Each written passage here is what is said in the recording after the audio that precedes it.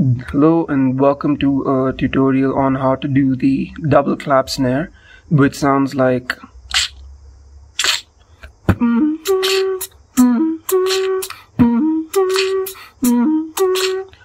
so to do this sound you just need to know how to do the rim shot on both sides of your mouth. So the rim shot is a very common sound, a very common snare that is used. So if you don't know how to do that, you can check it out. There are millions of tutorials on how to do a rim shot. So a quick one is you need to keep your tongue on the roof of your mouth and just create a lot of pressure here and just let it snap. So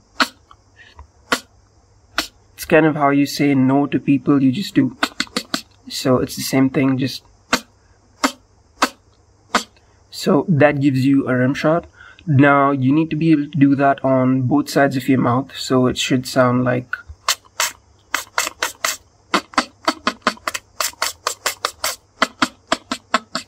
clearly my right is more defined, but as long as you have a basic rim shot on both sides of your mouth, you should be good to go. So once you have that down, the next step is to do both of them at the same time. So you should sound something like this. Now notice how my snare is not that strong anymore. That's because I'm clenching my jaw, so I'm holding it this way. Just clench your teeth, clench your jaw, and do both the rim shots. You won't get that much power, and that's exactly what you want.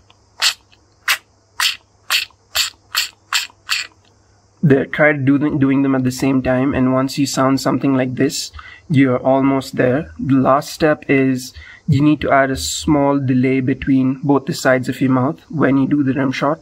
So if I do them together, it's gonna sound like, but if I add a small delay, you can choose. I usually do the right side first, but that's up to you. Just add a small delay between the left and the right, then it should sound like this.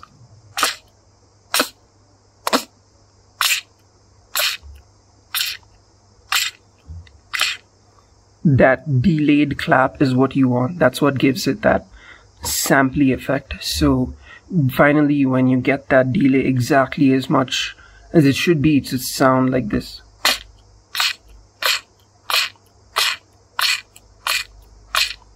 Make sure your jaw is clenched, and also make sure you have decent amount of saliva back here. That kind of gives it a nice texture. So make sure your mouth isn't dry. Make sure you have some saliva here. Make sure you clench your jaw. Make sure you do the rim shot on both sides with a small delay. And that should be it. So in a beat, the main thing that I like using the snare for is to give relief from tension in a beat. So if you look at my Beatland wildcard, what I do is this melody, right? It's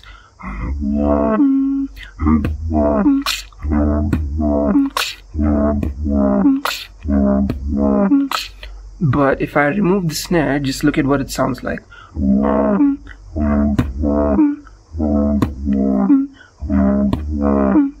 As soon as I do the high pitch, there's tension created in the beat, and a listener would require relief. They're looking for that relief from that tension that I create in the beat. That's what the snare is capable of providing. So as soon as you do, as soon as I do that, you feel that relief when you listen to it. That's the entire point of using a gentle double clap snare. It gives you that kind of relief, that kind of, when you create the tension, your levels are here. But as soon as you hear the, it brings it back here. It's that return to home kind of feeling that you get with the melody. So that's exactly what I use the snare for. So again, look at the difference. If I do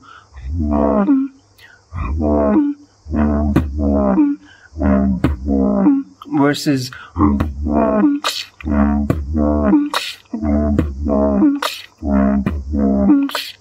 so yeah, that's how you can use the snare in a beat. And also, since this doesn't require air, you can do it while humming. You can do it very easily within beats, so you can just hum along and do the snare.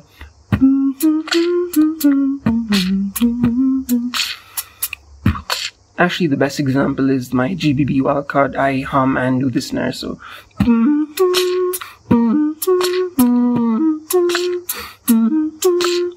doesn't require air, easy to use, one of my favorite snares. And I think even Codfish uses a similar snare in one of his beats.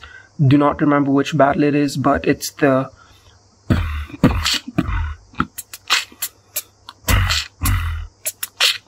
so yeah, it's really versatile snare. Feel free to use it however you like. Keep experimenting, and let me know in the comments if you didn't get some part of this and maybe I can help you out. Cheers.